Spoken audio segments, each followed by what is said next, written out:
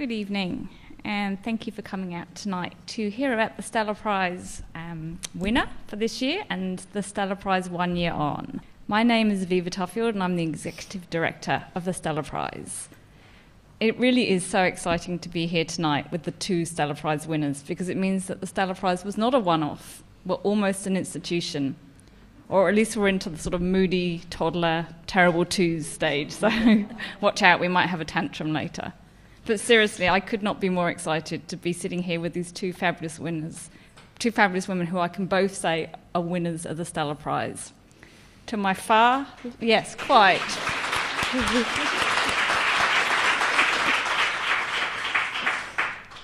To my far left is the wonderful Carrie Tiffany, whose novel, as we all know, Mateship with Birds, won the inaugural Stella Prize. It also won the Christina Stead Prize for Fiction in the New South Wales Premier's Literary Awards.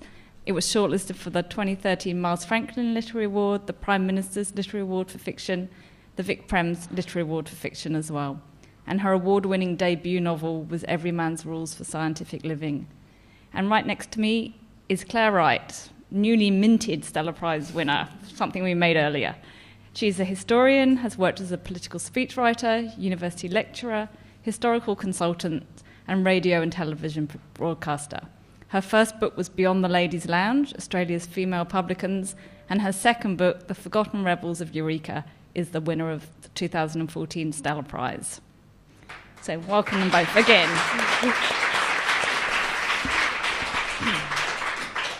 The fact that you're all here suggests to me that you do know something about the Stella Prize, but I would like to begin just by reminding you how and why the Stella Prize came about and get you up to speed. So discussions about the Stella Prize emerged in 2011 after a panel at Wonderful Readings bookstore in Melbourne. So I feel like the Stella Prize is back in its hometown at the moment to celebrate the latest winner. And at that panel at Readings, some statistics were collected to discuss the fact that women seem to be underrepresented in literary prizes, and the statistics prove that fact. So in 2011, only 13 women had ever won the Miles Franklin Prize in its 55-year history at that point. In 1957 it was founded. But we found that was the same across the board, that in all literary prizes, the Premier's Literary Prizes, in the Age Book of the Year, that women were underrepresented. And in, say, the fiction component of the Premier's Prizes, they tended to win the prize about a third of the time. So we kind of wanted to talk about why that might happen and whether there was some unconscious bias going on, because we didn't think that the judging panels got together and deliberately went, right, we're not going to award it to a winner this year. And the second thing we looked at that panel was the underrepresentation of women, both as reviewers, but also as the books that were reviewed on the literary pages. It became quite evident once we started to collect the statistics that books by women were underrepresented on the literary pages of the major newspapers and literary magazines. And say that some of the figures for 2011 were, in the Weekend Australian, 70% of the books reviewed were written by men. In the Monthly, 74% of the books reviewed were written by men. In the Fin Review, worse again, perhaps represents the kind of newspaper it is, but anyway, 79% of books reviewed were written by men. So we came out of this panel at Readings and thought, well, we're always whinging about these issues and we're always whinging about underrepresentation and inequality in the publishing and literary worlds. But we wanted to do something positive. We just thought, well, why don't we have this great model, the Orange Prize in the UK, the Orange Prize, which is now the Bailey's Prize for Women's Fiction. We thought we would just use that as an inspiration and just start our own prize, which would be to celebrate Australian women's contribution to culture and to literature. And so the plans for the Stella Prize were born. So that is a sort of a brief history. We're very lucky to find a founding patron in Ellen Koshland, another Melburnian, who in 2013, essentially we realised that we had enough money and enough ideas to actually set up the prize. And Carrie Tiffany was the inaugural winner. So the aims of the Stella Prize in brief are to celebrate Australian women's contribution to Australian literature, to raise the profile of books by women and thus hopefully to increase their sales and to bring readers and attention to those books, to provide role models for emerging female writers but also for schoolgirls to be able to look at prize lists and canons Australian canon and say there are women writers in that canon, and then to reward one writer with a symbolic prize, the $50,000 prize. So here we are. So let us look at the books that have won. Now we have 2 books. And in fact, there are quite a few interesting commonalities with these 2 authors and their books. And one is that they're both second books, and they're both quite a long time coming, I have to say. Carrie's first novel was published in 2005, and Mateship with Birds came out in 2012. And Claire, you have said that this book took 10 years to write. So Carrie, I'd like you to tell us a bit about the inspiration behind Mateship with Birds. Obviously it took a long time, these books were a long time in the making, but was it a straightforward process for you, or from the start you went, I know what this book's going to look like, I know the structure, or not? I wish. No, for me it's a lot of stumbling around, and in fact I don't think I'd even say to myself it's a book, or the thing that I'm doing is a book. I think perhaps when I sit down every day I think about sentences, really. I think I'm working at my sentences and whether they might cohere and become a book, I'm never really sure. And in fact, in between my first novel and my second novel, I did write another book to completion, which when I'd finished it, I ditched and I decided not to publish. So it perhaps seems a bit slower in coming because of that. But it does seem to take me a very long time, and it is a sort of process where, for me, I'm interested in what makes a book, really, what makes a novel. And certainly I don't have some sort of idea about narrative that is about sort of telling a story that begins somewhere and ends somewhere else. I often use research to drive the writing in some ways. So it's a process of collecting, and it's more, I think, like collage, really, than planning. So it's about piecing things together, and I'm interested very much in works that are intertextual, so how different bits of narrative might talk to each other, and how all of the sort of found bits of writing in our lives, the sort of shopping lists and letters and journal entries and bits and pieces, kind of make us up from language.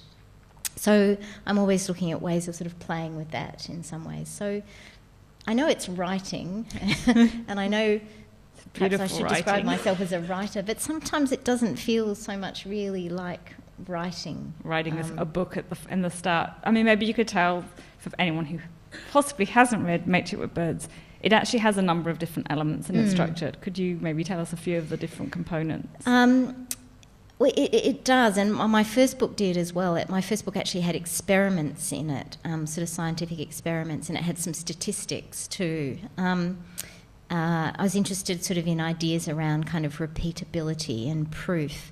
And this book has woven into it the observations of a dairy farmer who's watching a family of kookaburras that live on his farm.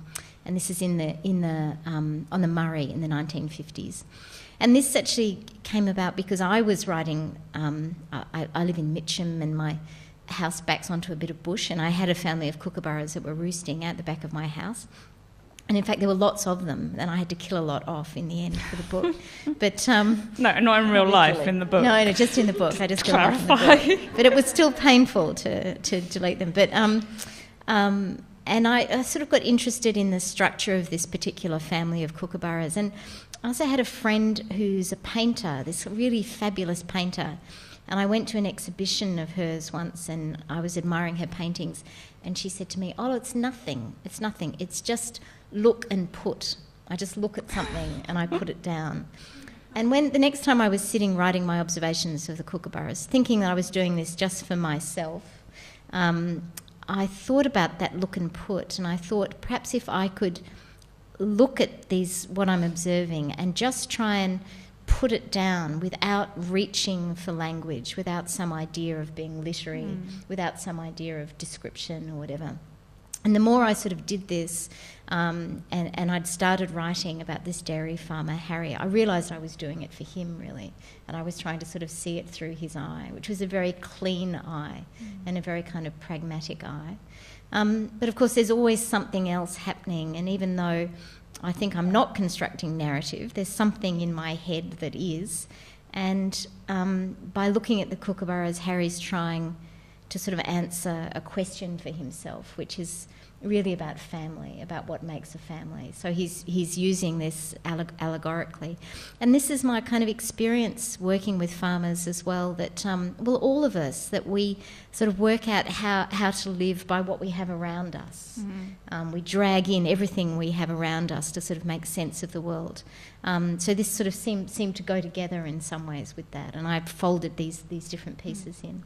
So when did the title come? Because the title is borrowed from a beautiful book you've brought, which I definitely want you to show. So did you have the title and then sort of work back from how that title could work through? No, I didn't have the title. I thought I was working on a book called The Birds. Sorry, Alfred Hitchcock. Your publisher would never allow that to get through. I had written on the piece of paper, The Birds, I don't know. But one day I was walking down... I was walking in North Carlton past Alice's bookstore on Rathdown Street, and it was closed. It was at night, and I saw this in the window. So this is a 1922 copy of Alec Chisholm's Mateship with Birds. And I saw it, and I thought, I just have to have this book. And I went back first thing the next morning and bought it and read it hungrily.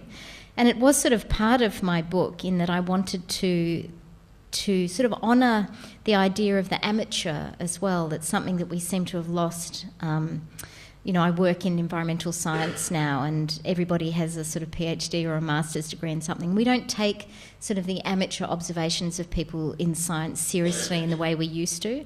There used to be something very honourable about being an amateur at something, and that really intrigued me about someone like Alec Chisholm, who left school at 13 and became a journalist and became the editor of the Emu, which was Victoria's ornithological journal, which is still going today. But now, nobody writes to the Emu without a sort of PhD in wildlife ecology, unfortunately. So there's a sort of charming lyrical use of language that Alec uses in this that I wanted to honour. And also something about gender that was really interesting as well. I thought when he talks about the birds, and this is a series of bird notes, he always says he or she, regardless of whether he knows whether the bird is a he or she. And there's something about that, about drawing the animal into the human family through that association that I was interested in, and that I think we've also lost when you see documentaries today. And in fact, I think we lost it quite recently.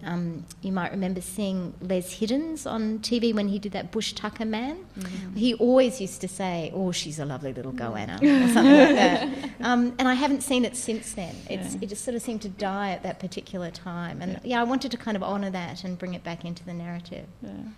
So that just shows you the way you came to that book, because I assumed that book had been an inspiration for what you're writing, or for the jumping off point. But in fact, you had already started this process, and this book kind of came to you at the right time, because it's the most perfect title, Mateship with Birds, for your book.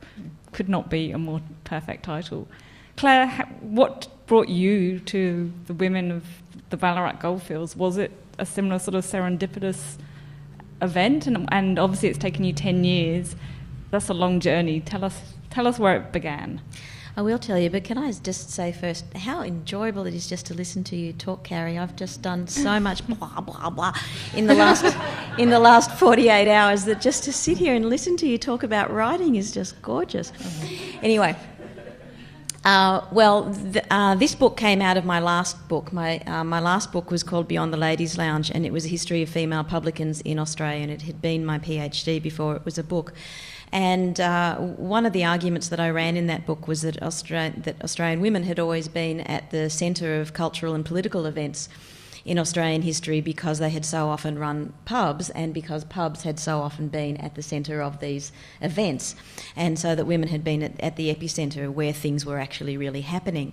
And I cited two examples of that, which were Anne Jones, who had run the Glenrowan Hotel, where Ned Kelly famously had his last stand, and then this woman, Mrs. Bentley, who ran the Eureka Hotel that was famously burnt down in the lead up to the Stockade events itself, and the burning of Bentley's hotel is often referred to as the flame, the wick that lit the flame of Eureka.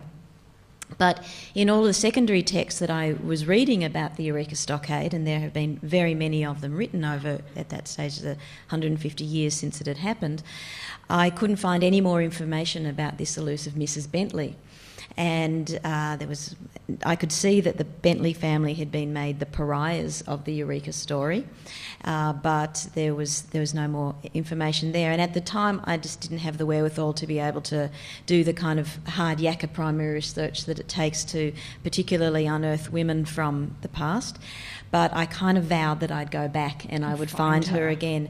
And so when I was searching around for a postdoctoral research project to apply for a research grant, I thought, I'm going to see whether I can find this Mrs. Bentley, but not just one woman. If she was there at Eureka, and if the women who supposedly sewed the flag were there at Eureka, well, how many more were they there, and why were they there? What did they come for?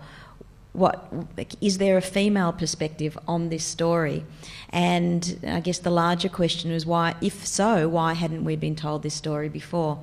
And I started talking about the bones of this idea to some of my male colleagues, senior male colleagues in the university, and they said, what could possibly be said about Eureka that hasn't already been said in the past 150 years? Just kind of, dismissed it totally out of hand. And fortunately, that was like a red rag to a bull. And I thought, right, they're so... Usually, when somebody puts their hand up like that it's actually, they're challenged by that notion in some sort of way. They're uncomfortable. They were uncomfortable with the idea. You could sort of see the legs cross immediately. So I thought, okay, then maybe there is a germ of an idea here, and this is the one to pursue. And so I did. I applied for that research funding. I very fortunately got it and promptly got pregnant with my third child. And so which didn't slow you down at all, Claire, I'm sure. Yeah. So then I had 3 little children and a big book to write, but I had the research funding, and I set about doing it, and I finished the manuscript in 2009. So I started in 2000. Ladies Lounge was published in 2003. I started this project in 2004. I finished a manuscript in 2009 when my funding ended, and then it's been a matter of putting together other projects since then to pay for continuing on with a writing career. And were you that's why it's taken the at rest the of number time. of women that you found? Absolutely, and that's the other reason. I mean, I've just sort of sketched out my broad life story, but the other reason that it took me so long was because these guys, when I started the project, said things like, well, unless there's some sort of smoking gun, or unless, somebody's renovating their house in Ballarat and they pull up the floorboards and there's a stack of letters that has never been found before, where is your evidence going to come from? And the fact of the matter was, I went back to the same archive that all the historians had been to before, and I went armed with a different set of questions and therefore found different answers. And it wasn't that it was a needle in a haystack exercise and that's why it took so long. It's that there was so much information. So the first draft that I stuck in the drawer in 2009 was 180,000 words. This is about 140,000 here, so I did have to. More. There is more, and you had to kill a few kookaburras along the way. I had to behead some darlings. She was massacring women. That's right, and children, a lot of children also, because in the end, when I knew I had to fillet it down, there is a lot of research that has not come out there before. You won't find in any history books about the role of children on the goldfields, about schools, about religion, and about other ethnic minorities. Long stories of them. I've tried to précis some of it in here, but there just wasn't the room to fit this massive amount of scholarship that I was able to uncover, because the archive is so rich and because women were involved in every aspect of the Ballarat community, because what I found was far from this kind of Hollywood-style Wild West idea of the frontier as being all male, and if there were any kind of women. They might be, whores or a middle-class woman. I'm thinking Deadwood now, stuck up in a top room looking out in an opium-infused state peering through the window. And so it wasn't just a few random women. It was a third of the community were women and children, and they were involved in every aspect of life: commercial life, economic life, political life. They were writers, they were newspaper publishers, they were actresses, they were theatre managers, they were storekeepers, they were miners, they were laundresses and cooks and tent keepers, and there were prostitutes and there were actresses, and they were just doing everything. And so they were commented on by everybody who was there, everybody who was chronicling events on a day-to-day level, who wasn't writing history backwards and then therefore seeing it through the prism that they wanted the story to fit the purposes or some kind of agenda. The people who were chronicling the day-to-day events saw the women, they recorded their activities, and that's why it's a fat book. Yeah. And that's why it's even more egregious that they've been overlooked for so long, because, as you say, you just have to come with a different perspective or a different lens, and suddenly they come into stark relief. There's actually an interesting parallel with these books in that they're second books, but they're also both historical in some ways, and I did want to ask you about that, Carrie. So you said the book whose title is you drew the title of your book from is for a 1920s book. Was there a reason you set your book in the 1950s? Were you trying to do something with that era? I didn't have a lot of intentionality about it initially. My first book is sort of interwar, in the 30s. I seem to be writing something now that's set in the 70s. Oh, I see a pattern. There's some creeping thing towards contemporary life. You know, it'd be writing science fiction, but we've got a way to go. Yeah. I'd be very surprised if I wrote something contemporary. I'm so confounded by contemporary life. But there were some reasons for the 1950s. One of them is to do with farming, a particular kind of farming that isn't about sort of monolithic, monoculture, Monsanto kind of farming. That's about contact with animals and contact with the landscape. I'm involved in land care as my work, and I see something about scale in the way we understand the landscape as being very important, and when that kind of family scale is maintained, that's when you feel responsibility for what you manage, for the natural resources that you manage, and that's when you care for your herd and your flock in a different way, I think, than this kind of industrial style farming. So I was interested in that. A different sense of time, people coming together because of geography rather than because of RSVP or something like that. I was interested in that. A sense of people watching each other, a different sense of scale because sort of travel and those things were different. The other reason probably was because at the time I was writing the book it was just at the end of the Howard era. And if you remember, there was a lot of talk at that time about a return to 1950s values. This was kind of women back in the home, all of these kind of cooking shows. They went crazy, they still are. What next? Laundry shows? Yeah. So I was thinking about that a bit. And I was thinking... My washing rules. Yeah, I was thinking about what that meant, this return to 1950s values, particularly for women, I suppose particularly for single mothers. That's part of my experience as well. So Betty, explain Betty in the book. So Betty is one of the main protagonists, and she's a single mother who's kind of fled to the country. She's doing it quite tough. She's unexpected in many ways. She's not a 1950s stereotype, is she?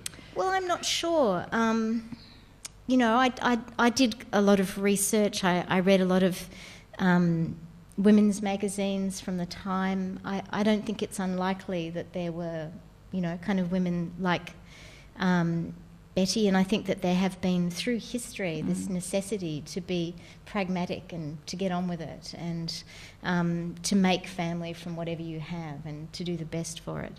I didn't think that was unlikely. But, there was something about that particular era that was interesting to me. It's also the era that my parents were in their late teenage years and were just kind of courting. And I think there's something inherently fascinating to us about that time, the time that is our precursor, but somehow we're informed by it or made by it in some ways, the values of that particular time. So that was interesting to me as well. Yeah.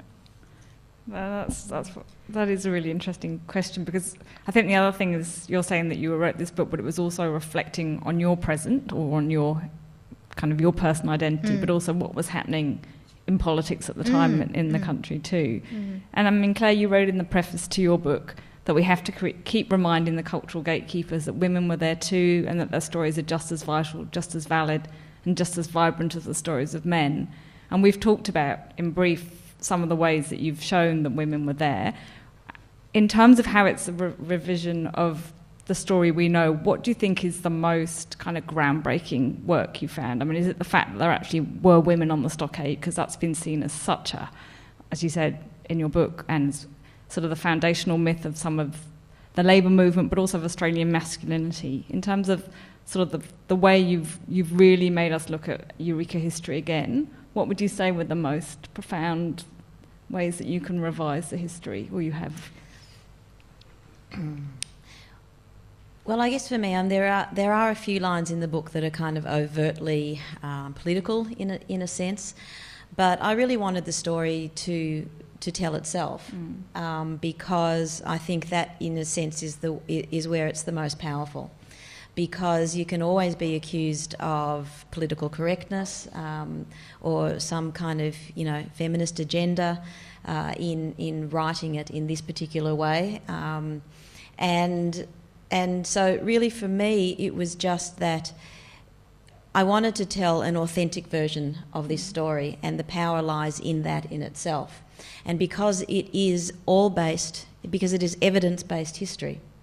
And it is, not that people can't then be deniers. I mean, we have evidence-based science telling us about global warming, and we seem to be able to undermine that particular perspective. But I think that what an evidence base does is point to some kind of incontrovertible truth, even if it's an inconvenient truth.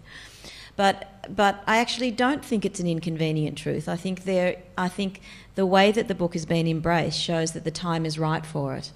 And the reason I became a political speechwriter was because in 2004, which was the 150th anniversary of Eureka, and the Victorian government put a lot of money into celebrating those events, and they made Mary Delahunty the Minister for Eureka, and she was also the Minister for Women's Affairs at the time.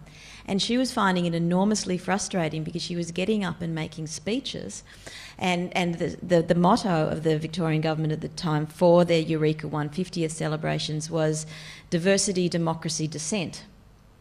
And so it was a nice, present, contemporary buzzwords, but they were finding it very difficult to tell anything other than the story. So when Steve Bracks was getting up there and talking about the importance of Eureka to Victorian and national history, he was talking about the bold, courageous men of Eureka. And he had to keep going back to that because that's all there was to work with. And so already it was sort of undermining the agenda. And I actually went up to her at one of those events, and up to Mary Delahunty, and I told her what my research is about, when I was doing, and she grabbed me by the shoulders and said, "I need you." She said, "These are the things that I want to be saying, but I had no idea whether it can be true." So I actually think that there is a hunger at the moment for an evidence base for something that is able to say, this is a more socially inclusive history. We are all about social inclusion in all sorts of ways. Our cultural institutions, our museums, our schools are looking to provide a more socially inclusive curriculum and exhibition programs, because they need to get people through the door. They know that some of what Don Watson in an essay about 10 years ago said is that the old story of Australia is broken, and it needs to be fixed because it doesn't resonate with people anymore. And I think that story resonates with certain people, and it still can be corralled for purposes, and we're seeing that with the war at the moment, with the centenary of Anzac, in terms of the way that the Anzac spirit can still be brought around those concepts of mateship, and it's a very chauvinist and masculinist ideal of who an Australian is and what the true Aussie character is. But there are a lot more people and organisations who are hungering to be able to broaden the story out, to make it the story of all of us. I've had so many teachers say to me, this is going to be fantastic because finally we are going to be able to engage kids, not just girls, but also other ethnic minorities we've got in class, because I found that once I broke open the kind of essential silence of Eureka, which was around some of the gender aspects of it, it also allows within the cracks to filter other voices to come through. So I talk about the Jews of Eureka, and I can talk about the Chinese and the Freemasons and the incredibly cosmopolitan nature of the goldfield. So they called it cosmopolitanism. We probably now would call it multiculturalism. And so there are, in some ways, this is a book that, if you wanted to see it in kind of TV terms, SBS might be more interested in than the ABC in a funny way, because there is a nationalist agenda to it, but it is a very broad-based one. So, and all of that is just by telling the story in this particular way. I didn't have to write a heavy-handed whack you over the head with my polemic. To what I realised I had to do was really just to be, in a sense, a conductor of this orchestra of voices that was coming out of the archive, and they could do the work themselves. And that's what really strikes you when you read The Forgotten Rebels of Eureka, is how you bring individuals back to life, and in fact you're telling the story, you're telling the history through very, very lively characters and beautiful word pictures and this incredible description that is page-turning. And I wanted to talk a little bit about this, it is almost a work of non-fiction that at times reads like a work of fiction, and I don't mean that as a bad thing as a historian. I'm telling you that's a good thing. I take that as a compliment, believe me. It's meant to be. And it's really interesting for the Stella Prize board and for all the people who work behind the Stella Prize that we've now had a work of fiction and a work of non-fiction. And one of the founding principles was the Stella Prize is that we wanted to be as inclusive as possible, to not be genre-specific, that women's writing was underrepresented across the board, and we wanted to celebrate women's stories and women's ideas and women's voices without taking on the categories, without being bound by certain categories, and that it would be a distinctive element for the Stella Prize, unlike the Orange Prize, unlike the Miles Franklin. It would not be for fiction only. So it's very heartening for us that we have a non-fiction work that is such a page-turning book. So I wondered, for you as a reader, I assume there's two questions here. One, did you read works of fiction at the time? Did novels inform your research? And also, do you read fiction as well? Because I just think your work does feel very, very lively and very colourful. So could you just talk to that? I read non-fiction for work, in a sense, and I read fiction for pleasure. And I made actually a little rule for myself a few years ago when I was having some problems with insomnia, that the only thing I would read before bed was fiction, because it took me out of my head and out of my space. And because whenever I read non-fiction, I felt like, I should be making an incursion into these debates or get my highlighter out. That sort of thing. It always kind of felt like homework in a way. But fiction just allowed me to relax. So I absolutely read fiction. Listening to Carrie talk at the beginning about how she conceptualises writing a book, and she said she doesn't really know she's writing a book. I always knew this was going to be a book. In fact, as part of the terms of my research fellowship, that a book was part of the research outcome. But to me, it was always what kind of book. And the kind of book that I wanted to write was one that was going to reach as broad an audience as possible, so that it would be that what I wanted to do was to play with the form of popular history and narrative history, but in a way that stayed very true to my academic roots, so that it was intellectually rigorous and that the scholarship was dead straight. Yeah. So I never make anything up. I mean, that's my pact with my readers. And if I am speculating about something because I haven't got a hard evidence base, I let the reader know that I'm doing that. And so they can say, well, that's a bit of a long bow to draw, but they know that's what I'm doing.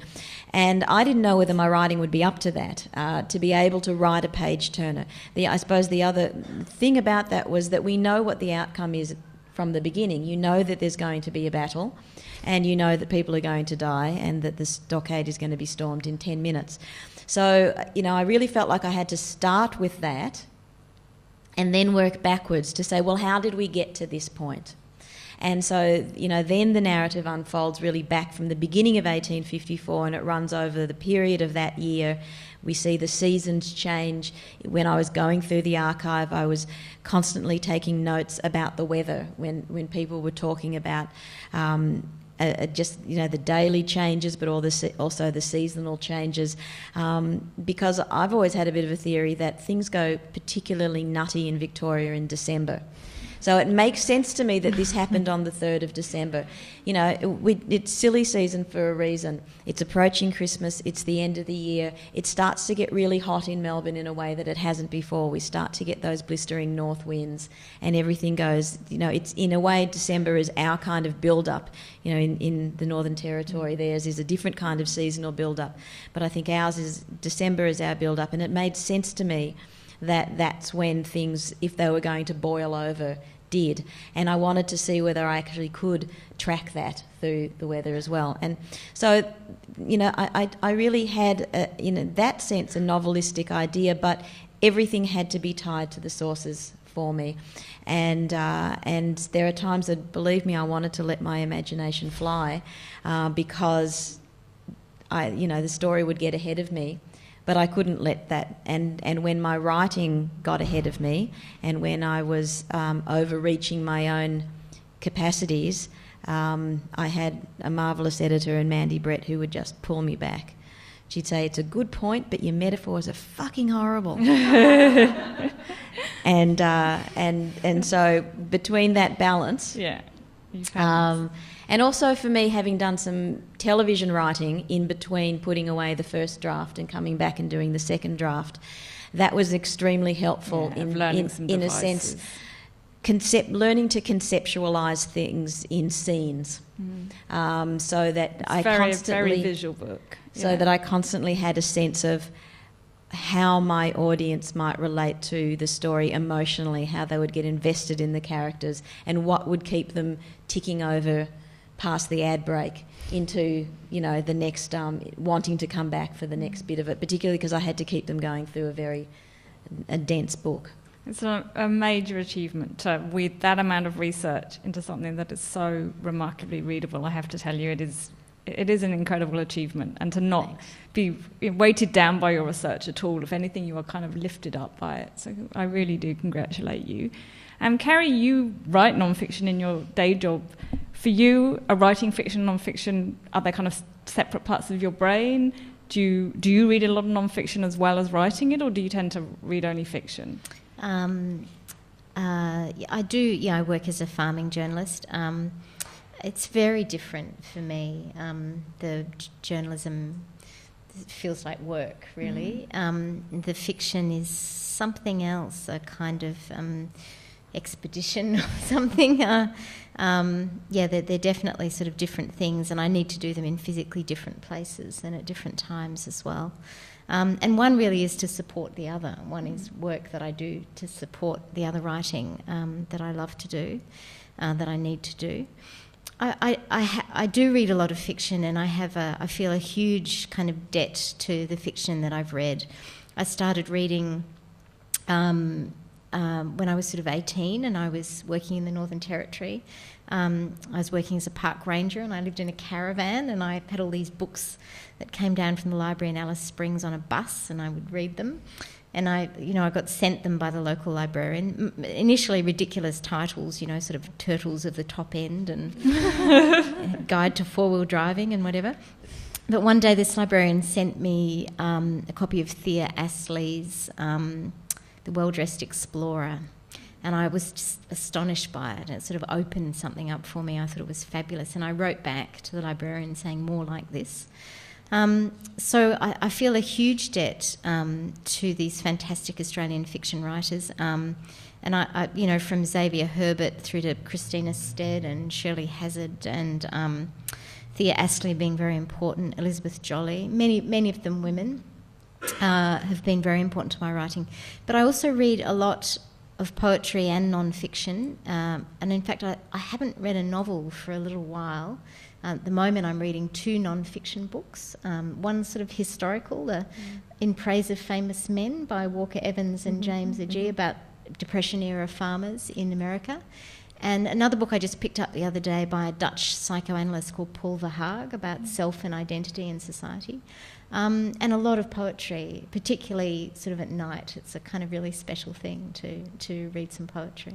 So would you say that your working life and your, in particular as an agricultural journalist, both your books have actually been set in rural Australia, that your day job, that your non-fiction practice at least is informing your fiction?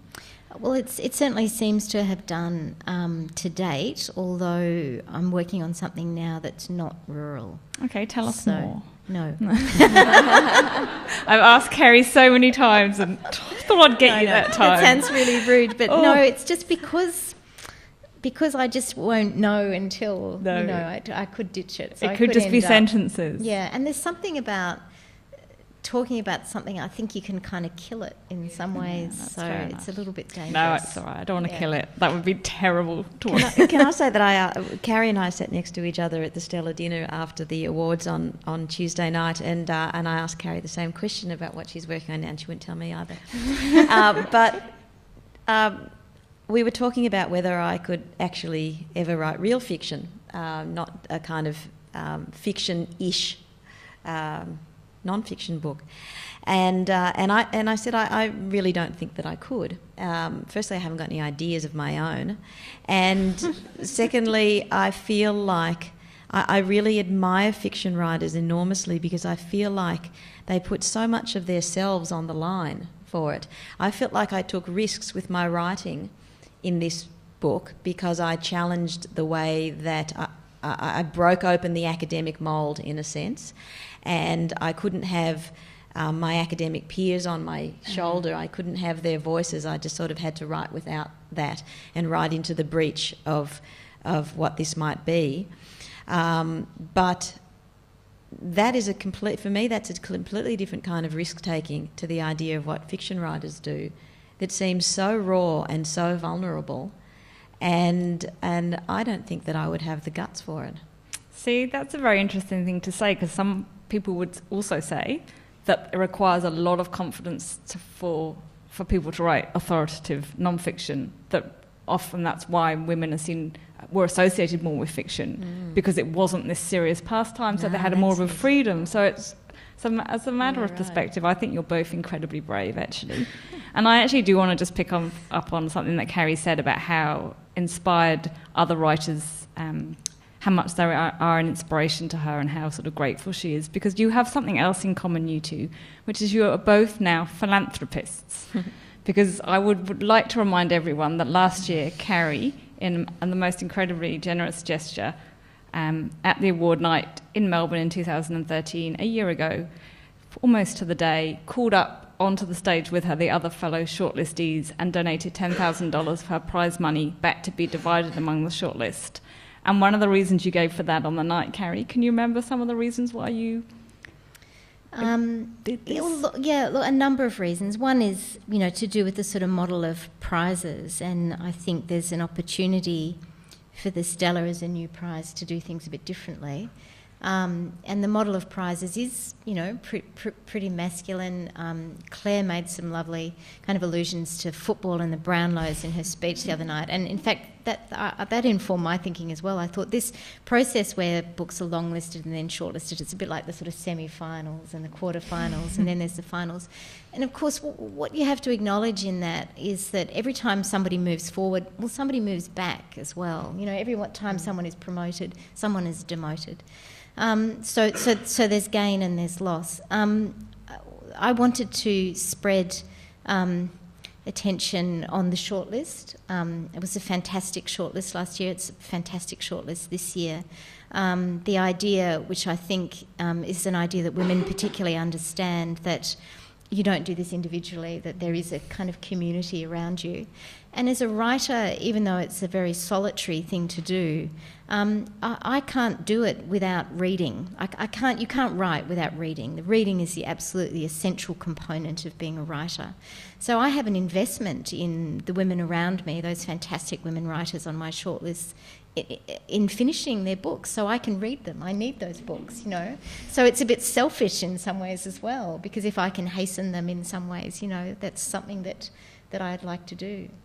And Carrie really did. I mean, she turned to almost to every one of them and said, Kennedy, you judged a prize that got my first book published, so I'd like to thank you. And I forget, someone had launched one of your books? Yeah, Michelle de Kretzer was on the shortlist, and she had launched my first novel for me. Yeah. So I had associations with them. I'd been part of this sort of wonderful community of writers with them, and it felt very delightful to be there with them. Yeah. And they were so in keeping with the spirit of Stella, which is, we have taken the model of a prize, but it does allow us, we really want to sort of promote the shortlist, to bring attention to all the great books, the many great books that are published by women each year. So it was such a nice way for us to do that too, to just feel sort of everyone was a winner in some way that night. And this year, the Nelson Mears Foundation kindly provided shortlist money because Carrie did kindly say to us before she did this, she said, I'm going to do this, but I don't want every winner to feel they're going to have to give money to your shortlist. Do you mind if I do it? And I mean, obviously we said we think it's the most remarkable thing you can do. Let us worry about next year's shortlist. So the Nelson Mears Foundation kindly provided shortlist money. But Claire, you too have done the most incredibly generous thing and thought, how can I give some benefit to others from this prize I've just won? Would you like to tell people what you did, what you are doing? It's always seemed to me that if you have the opportunity to have a microphone, you might as well say something worthwhile and use the stage, and whether that's giving a speech at a wedding. I don't know why best men get up there and rubbish their mates and talk about sometime they got really pissed, because that seems to me the time that you want to stand up there and say, I really love and value you. And I wanted to use this opportunity of my great good fortune to raise the profile and awareness of two causes that were very close to my heart and that I feel like do very good and hard work and don't always get the recognition that they deserve, both public and financial. So I decided to donate 10% of my prize back to these two causes, split between them. And one of them is the Indigenous Literacy Foundation, who toil really so remarkably to close the gap in educational outcomes between Indigenous and non-Indigenous Australians. So $2,500 will buy 20 early literacy packs, which are books that board books that are specially chosen in consultation with Indigenous communities, that go into remote communities, into the hands of mothers and babies, and start that program off. And it seemed to me a very small amount to get some good work done. And the second organisation is my local public high school, which is Northcote High School, and where my two oldest children, who are both boys, go, and my younger daughter will go eventually. And that money will be used to fund an annual prize. It will be held in trust, so it will go on in perpetuity because of the way that they invest those sorts of things.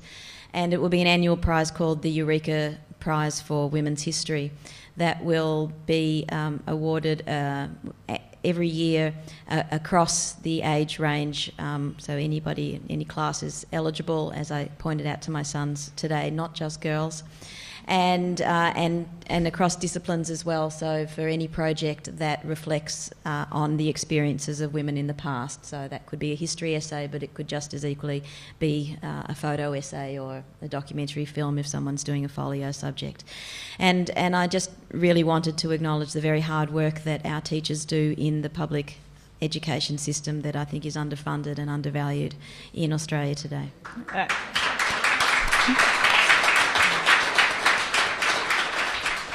And that applause is for both our writers, because it's so heartening to work very hard as the Stella Prize board and our donors have done to get the money and to get the prize up, and then for our winners to kind of pass it on, to pass on the spirit of the prize. We are incredibly touched by both of you. It is time for questions, but I'm going to ask one quick question first, while you think of all your questions, which is, I wonder if either of you had thought about, before the Stella Prize, or come about the unconscious bias that sometimes arises with the way women's books are received, maybe in the media or by booksellers, I know, Carrie, that when we did publicity around the Stella Prize, there were some times when we thought some of the headlines for your... do you remember some of the headlines that came up around when you won the prize? It was interesting for me because I hadn't really been part of that debate. I hadn't noticed it very much. As I've worked in fairly male-dominated areas. So, in fact, when I started writing, I met this kind of lovely community of women, and I found it very supportive and inclusive. And the fact that there was this sort of bias out there, I was unaware of. But in fact, after I won the prize, I became a bit more aware of it. I had a lovely headline, Mitchum Mum wins literary prize. That's good. Which we tried to imagine what Tim Winton's would say. Yeah, I don't think he's ever had Freo Dad wins literary prize. Also very sort of disappointing from the Australian, which I think it said, Bush Romance Tale wins Women's Writing Prize. And, I think if my book had been by, say Murray Bale or Peter Carey, and some of our kind of interests as writers are similar, it would have been, forensic investigation of nature and desire wins writing prize, or something along those lines. So there was some of those headlines I found patronising, and I was surprised by some of the questions I had from interviewers. I had one interviewer who said to me, I think this was in reference to the fact my first book was shortlisted for the Orange. He said, "So you've been competing for these women's writing prizes because it's an easier field, is it?" You just thought, luckily I've just got the right appendages. Yeah.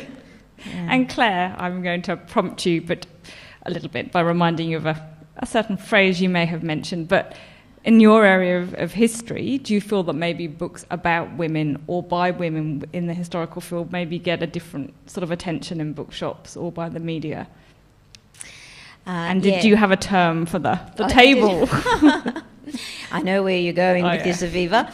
But firstly, I'll just say I think that maybe there has been a change since what you experienced last year, and you at the Stella Prize will be pleased to hear this.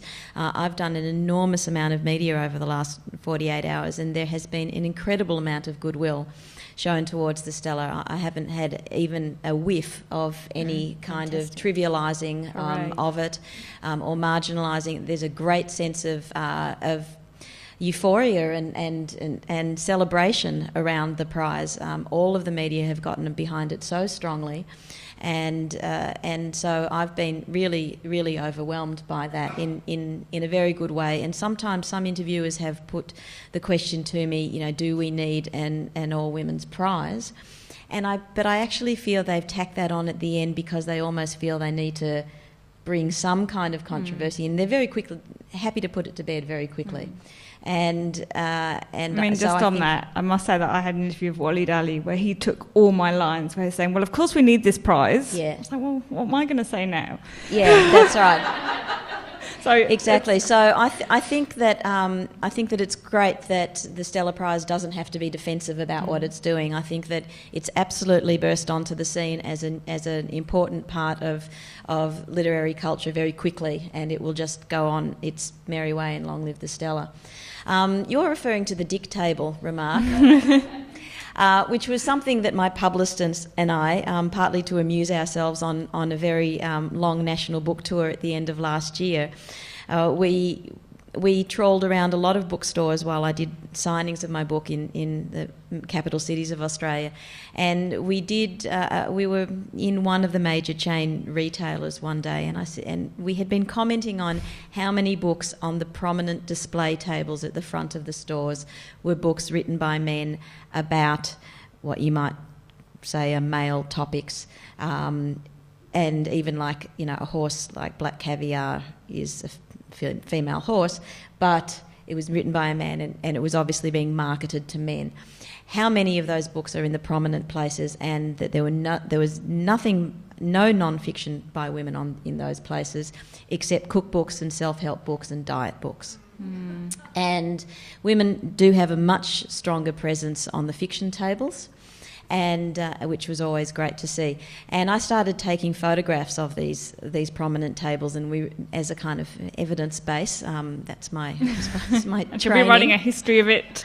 And you create the archive if it's not there, and we started referring to these tables as the Dick tables, and then I posted a comment about this on Facebook at one point, and learnt the lesson of what I always tell my kids is don't put anything on Facebook that you don't want to be public, because one of my Facebook friends happened to be the literary editor of the Sydney Morning Herald, and then it ended up as a headline, which did vastly deeply offend one bookseller who wrote to say how hurt he was and what a foul-mouthed trollop I was to say this, and he was sending his one copy of Eureka back to the publisher. And we all sat there going, you might want that back later sometime. That's right, but it is very frustrating when there are at the moment 3 books on Eureka that are out, one written by a very tall fellow who used to play rugby for Australia, and one written by a journalist in Brisbane. It's called, his is called Sons of the Southern Cross. And it's not specifically about Eureka, but it also is about Ned Kelly and other Australian heroes who all happen to be male, and the Southern Cross flag is on the front.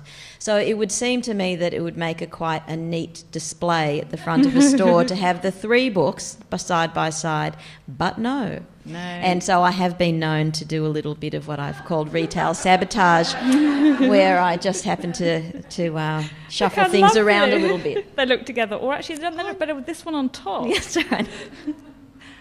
I should open it up for questions. I've got other things I'd love to say, and I will say them if no one has questions. But do we have any questions? There's someone down here. Claire, I was really interested in your comments about the nature of Australian history writing and how dull so much of it has been. When I did Year 12 Australian history in the 70s, I absolutely loved it and got off to a great start by reading Russell Ward, who was one of the few people who wrote lively social history. You'd be familiar with his work. Absolutely. And probably a little bit influenced by it. The Australian Legend has been a seminal text for me. Yeah, and I think it's still around, isn't it? It's a classic, really, isn't it? It absolutely is. I actually did a panel here at the Wheeler Centre that I was chairing a couple of years ago, where we asked 4 prominent historians to bring in the history book that had most influenced their writing, and if they could choose one book that should be read by everybody today, what would be? And somebody brought in the Australian Legend. Yeah. And just a comment, women's writing has often been treated like writers for children. Oh, it must be easier. That sort of thing. Children's writers still suffer, I think, from that kind of patronising remark. Thank you for your question. There's one over there. Claire, was there any one personal Eureka moment for yourself in your own research findings, something that stands out particularly for you? Yeah, there is a moment, and because it illustrates 2 things for me, I guess. It was the moment when I was reading a diary that had been used by many historians before me. And it's held by the State Library of Victoria now, although it had been in private hands for a long time, but a transcript had been available. So the evidence has been out there for a while. And I was reading this fellow's diary. He was an eyewitness to the stockade. He wasn't a miner. He didn't actually see the battle. He was a printer, and he lived near the stockade, and he watched the funeral procession go past on Monday the 4th of December 1854, and in his diary, as he'd written every day for months previously, he wrote down just what he saw around him.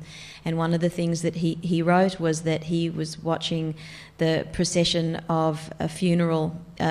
He said he watched the coffin trimmed with white containing the body of a woman who had been mercilessly butchered in the fray at Eureka while defending the life of her husband. And he mentioned that she had 300 or 400 mourners following her. And then he said, he talked about how it was a dark, indelible stain on a British government that they could do this.